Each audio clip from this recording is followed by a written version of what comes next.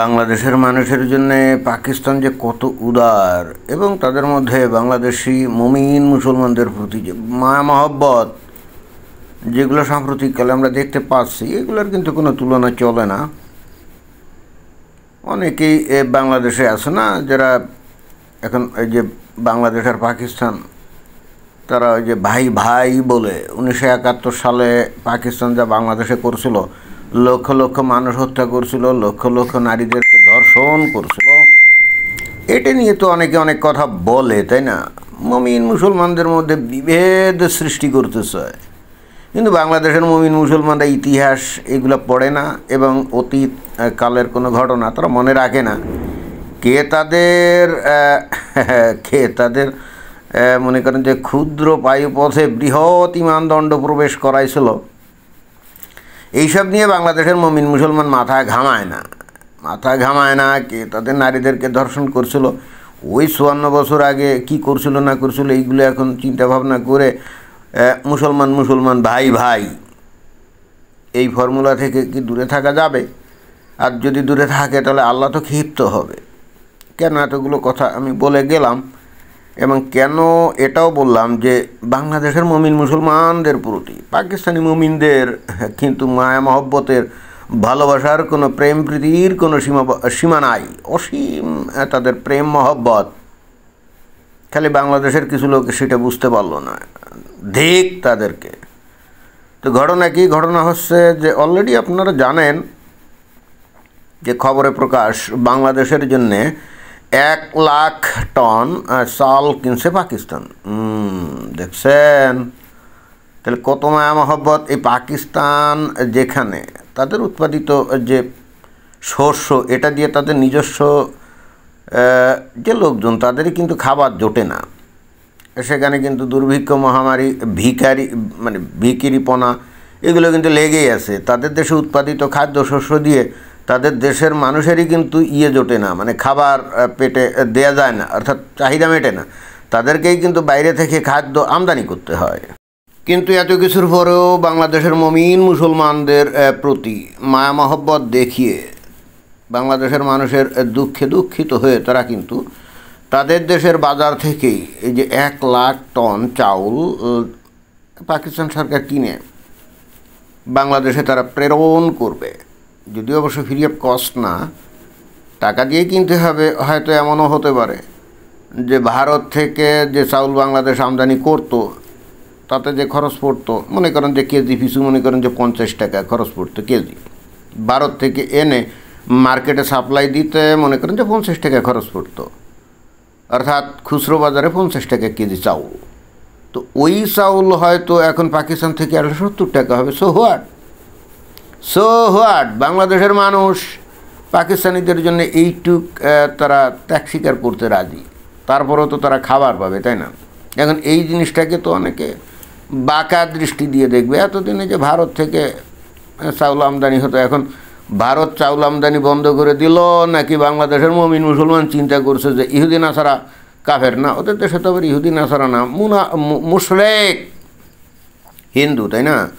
তো ওদের উৎপাদিত চাল মনে হয় হারাম মনে করছে, এমনও তো হতে পারে, আর হওয়ার কথাই তো, তাই না? এবং এইটা নিয়ে ভারত নানা সময় নানা রকম প্ল্যান পায়তারা করে, মাঝে মাঝে বন্ধ করে দেয় এক্সপোর্ট, মাঝে মাঝে চালু করে, বাংলাদেশের মানুষকে শিক্ষা দিতে চায়। তো এইটা তো আল্লাহ সহ্য করবে না, আর বাংলাদেশের নতুন বন্ধু পাকিস্তানের যে মুমিন মুসলমান, তারাও বা সহ্য করবে কী করে? কারণ আল্লাহর দৃষ্টিতে মুমিন মুসলমান হলো সবচাইতে শ্রেষ্ঠ প্রাণী, রাইট? তো তাদেরকে ভারতের মতো এই যে মুশরিক, পৌত্তলিক, মানে হিন্দুরা তো ইসলাম অনুযায়ী কিন্তু মুশরিক এবং পৌত্তলিক, তো এরা এই বাংলাদেশের মুমিন মুসলমানদের উপরে ছড়ি ঘোরাবে, মন চাইলে চাউল রপ্তানি করবে, মন চাইলে বন্ধ করবে। তো এইটা তো বাংলাদেশের মুমিন মুসলমান টলারেট করবে না, এবং একই সঙ্গে পাকিস্তানের মুমিন মুসলমান টলারেট করবে না। আর ঠিক সেই কারণে পাকিস্তানে ব্যাপক খাদ্য ঘাটতি থাকা সত্ত্বেও তারা কিন্তু এখন এই যে চাউল বাংলাদেশে রপ্তানি করে তারা এটাই দেখাতে চাইলো যে যে কোনো বিপদে আমরা তোমাদের পাশে আছি, তবে হ্যাঁ একটু এই পয়সা করে একটু বেশি দিও। এখন আবার এই যে দুষ্টজনেরা এসে বলবে কি জানেন, এই যে গত বছর কোন এক সময় এই যে হঠাৎ করে ভারত এই যে বাংলাদেশে পেঁয়াজ রপ্তানি বন্ধ করে দিছিল, তো তখন পাকিস্তান থেকে পেঁয়াজ আমদানি করেছিল বাংলাদেশে, এবং দেখা গেল যে সেখানে প্রতি এক মনের মধ্যে প্রায় 4-5 কেজি পাথর ছিল, পাথরের টুকরা বা ইটের টুকরা, এরকম পাথরের টুকরা আর কি 5-6 কেজি এরকম ছিল। তারপরে পাকিস্তান থেকে আর আয় উপার্জন করছে কিনা, তবে হ্যাঁ তা মানে 5-6 কেজি পাথর থাকলে সোহওয়ার, এটাতেও কিছু যায় না। পাকিস্তানের পেঁয়াজ, পাকিস্তান মানে কি পবিত্র স্থান, তাই না? পাকিস্তান মানে কি পবিত্র স্থান না, পাক মানে হলো পবিত্র। তো পবিত্র স্থানের যে পেঁয়াজ বাংলাদেশে আসছিল সেটাও পবিত্র। আর যদি ওরা মায়া মহব্বত করে কিছু পাথরকুচি ওর মধ্যে ঢুকিয়ে দেয়, সেটাও তো পাক পবিত্র। তো বাংলাদেশের মুমিন মুসলমান এতে মাইন্ড করে না। এখন পাকিস্তান চাল রপ্তানি করবে, এখন দেখা যাবে যে প্রতি এক মনে 3-4 কেজি তার মধ্যে হয়তো নুড়ি পাথর থাকতে পারে, কি পারে না? কারণ কিছুদিন আগে বাংলাদেশের কোনো এক আমদানিকারক পাখির খাবার আনছিল পাকিস্তান থেকে, তো দেখা গেল যে 35 না 36 টন পাখির খাবার আমদানি করছিল। তো তার মধ্যে 25 টনই ছিল ওই যে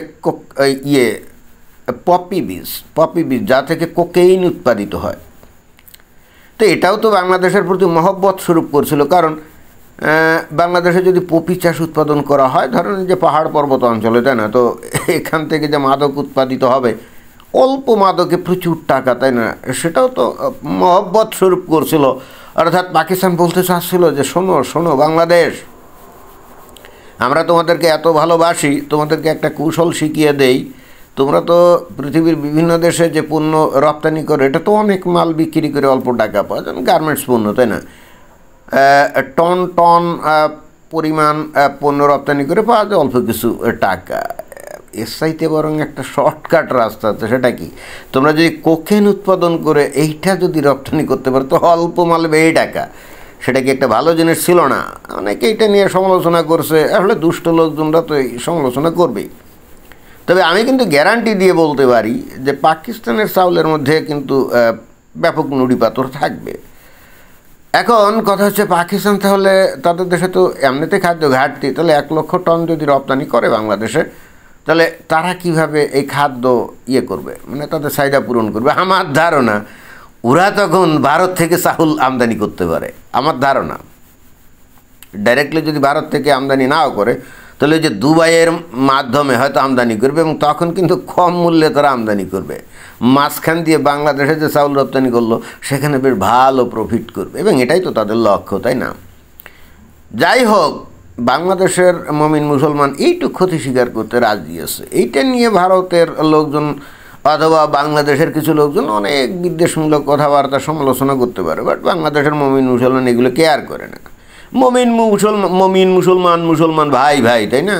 ভাইয়ের জন্য কিছু ক্ষতি তো বাংলাদেশ স্বীকার করতেই পারে। এখন এই যে পাকিস্তানের সেনাবাহিনীর লোকজন বা ISIর লোকজন বা জয়শ-ই মোহাম্মদ বা তেহরিকে ওই যে লস্কর-ই তৈবার যে নেতা তারা বাংলাদেশে এসে ভারতের বিরুদ্ধে যুদ্ধ ভাব করে বাংলাদেশের 12টাও যদি বাজিয়ে দেয়, তাতে কি যায় আসে? বাংলাদেশের মানুষ এখন জঙ্গি জিহাদির ভূমিকা অবতীর্ণ হয়ে তারা যদি গাজওয়াতুল হিন্দ করে এবং তাতে যদি মারা যায় হাজারে হাজারে কাতার, তাতেও তো বাংলাদেশের মুমিন মুসলমান পিছু হটবে না। কারণ তারা তো বেসিক্যালি এই শহীদে মৃত্যু চায়।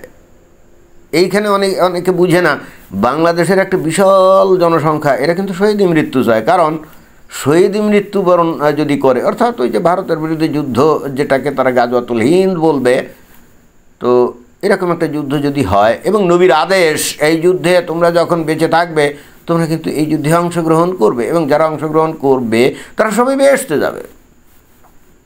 Muslims of Bangladesh and also Pakistan believe it literally.